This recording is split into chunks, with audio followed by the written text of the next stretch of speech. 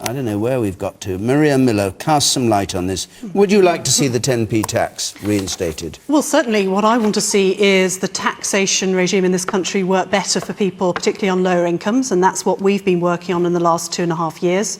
But my concern is the way that the Labour Party have said they're going to pay for this.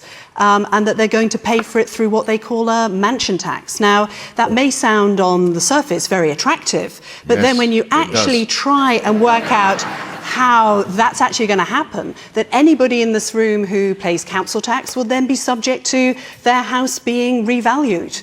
And I think that if you remember the record of Labour under the last government, where they doubled council tax for every single household in this country, saw the equivalent of a doubling of their council tax, and I think we should all be very concerned indeed. But what would a mansion be, do you think?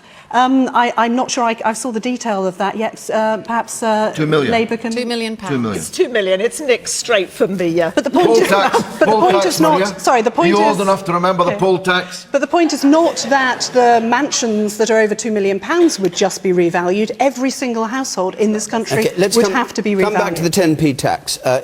From the Tories' point of view, are you in favour of it being reinstated, the 10p rate, or not? Well, we've already cut taxes for 24 million people in this country. Yes or no, are you in favour of the 10p Look, tax? I'm not going to write the budget for the next... Would you like to see it? What I'd like to see is a proper tax regime in this country which actually supports people on lower incomes, and whether it's a 10p tax or in other ways. Or whether... So you don't rule out the 10p thing? I don't rule it out, but I think a lot of backbenchers want it. But I think we need to understand how it's going to be paid for, and that's really, I think, the concern that I've got. But you'd like to see it in the budget if it could be paid for?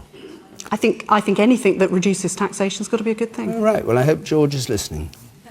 I am. Susan Kramer. The 10p isn't good enough.